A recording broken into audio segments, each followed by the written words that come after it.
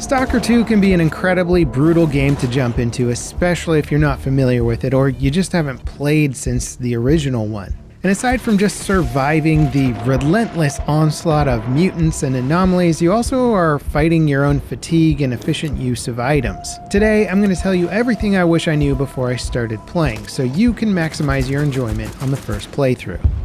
Now, right at the beginning of Stalker 2, in which you go on what I consider to be more of a prologue mission, you do end up losing pretty much all of your gear after the mission is over. However, there is a way around this. In the building near where you're supposed to place your device, there's actually a safe. You can transfer all of your inventory stuff here and actually retrieve it after you wake up. That said, I did lose some items randomly, like the artifact that you find at the start of the game and a pretty nice gun, but other than that, the bulk of my inventory was intact. Not sure if this is a bug or a feature, but hey, it's Stalker and you gotta do what you gotta do in the zone. Now, if you're playing on PC and you're wondering why your mouse input might feel like garbage, the good news is you're not going crazy. Stalker 2 potentially has mouse smoothing and acceleration enabled by default with no option in the menu to disable them. And thanks to Reddit user Silent Skin, we have a potential fix for this. Open this file in this location in a text editor and add these lines to it. I'll leave a copy and paste of that in the video description. Save the file and next time you launch the game, you may feel an improvement. Keep in mind, input lag can also be the result of low FPS as well. Now, for players who want a more immersive experience, more akin to the original Stalker, you may have already disabled a bunch of your heads-up display stuff like compass. But you might have also noticed the yellow paint that is littered around the map on things that you're supposed to interact with. Kind of that Far Cry yellow paint. It can be kind of off-putting to somebody who wants to feel like the world isn't necessarily a game. Luckily, GSC included an option to disable this, so if you're a purist, you can get it back to pretty much Stalker 1. Now, on the flip side, if you're finding the game a little too immersive at night because, well, it's super dark and you just can't see anything, just turn up your gamma a bit. It can be the difference of enjoying your night gameplay or loathing it, and in the daytime, the gamma increase still looks just fine. Let's talk about guns, ammo, and upgrades. Many guides might talk about what the best gun in the game is, but truly Stalker isn't about just finding the most powerful weapon. It's about finding the most economical guns or set of guns to use. There's an absolute abundance of 5.45 ammo and shotgun ammo in the zone, making shotguns and AKs very economical choices, especially early game. The AKS-74U can be upgraded with a rail to use a very cheap red dot sight early. You can even switch it to semi-auto and start headshotting enemies to really conserve that ammo. As for shotguns, these make excellent secondary weapons. They're incredibly useful for dealing with bloodsuckers or frankly any wildlife or unarmored targets. You want to switch guns out as you please, but since upgrades are expensive, it can make sense to just focus on a single weapon platform and save your cash for other stuff. Now that said, I like to pick up all the ammo I find, even for weapons that I'm not using. It doesn't weigh much and you can stockpile it back at your stash. It'll come in handy when you're ready to upgrade to a new weapon and you have a nice pile of ammo waiting for you. Guns can also be a nice way to make money early game. Whenever you find a gun in a yellow damaged state or better, you can keep it in your inventory and sell it to a trader when back in town. Weapons do weigh a lot, so keep track of which guns sell the best and try and min-max your runs.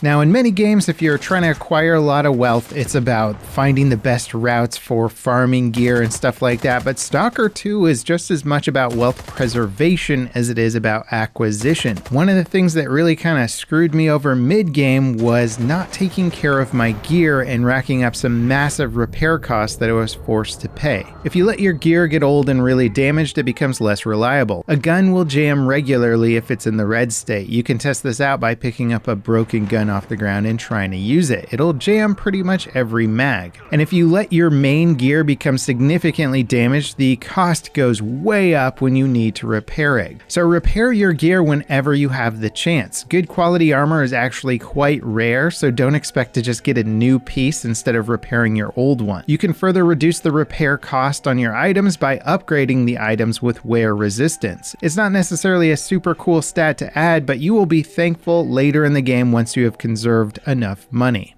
Now, a major focal point of Stalker are artifacts. They're one of the main purposes of what a stalker does is to collect these things. Unfortunately, they're just not very good early game, unless you find the right ones, of course. And one of the better artifacts in the game is also one of the easiest ones to get. The Weird Ball Legendary Altered Item. You find this just past the first town that you visit to the east. There's a small pond around one of the game's more imposing anomalies, the Bulba. Honestly, you can't miss it. This giant gravity disturbance that breathes when it inhales sucks everything towards it. Use the various rocks, trees, and vehicles to brace yourself to reach the Weird Ball artifact that's sitting by the anomaly. Wait until the anomaly exhales to move and make sure to take your time. As for what this artifact does, it gives you bullet damage resistance with an increased bonus for when you're standing still. Pretty fantastic to get this early game, and you'll probably want to use it all the way through endgame. But what about all those other artifacts that you're painstakingly collecting with your little locator? Well, the main problem with these is that you can't really use them because they give you radiation poisoning. So you need to get a radiation neutralizing artifact like a slug or a mica so that you can equip a different one in another pocket. If you're unable to find one of these artifacts before you make it to the garbage region, there is a specific location in garbage that's in a bus maze that should give you some of these.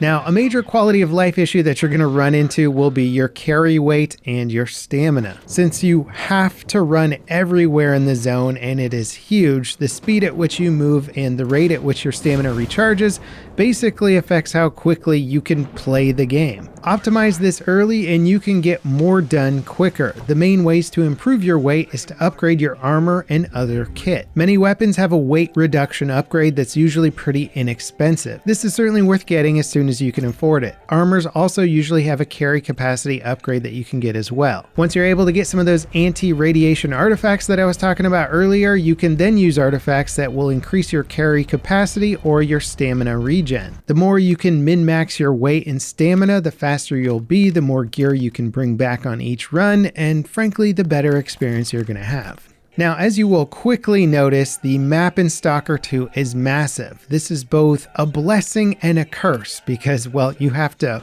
hoof it everywhere. Thankfully, there is a fast travel mechanic in the game once you get to a new hub location. NPCs called guides can be found at these hubs. They have this icon on the map. And don't make the mistake I made, which was thinking that these guys were guns for hire and just ignoring them for far too long and running everywhere. Talking to them will let you pick a destination to travel to, but it will cost money. This can be really useful for going back to do quest lines that you may have forgotten about, or to access a better merchant or one who's going to buy your goods for higher prices. It can actually be worth the price if you know the cost difference. Now, those are the main things that I think are going to improve your experience the first time around. Obviously, this game is massive, very deep, and there's a lot more tips and tricks later in the game that will get you further, but this is mostly for getting started. I'd be curious to know if you guys have any other tips or tricks to add to this. If you do, let me know in the comments, because I want to learn just like everybody else.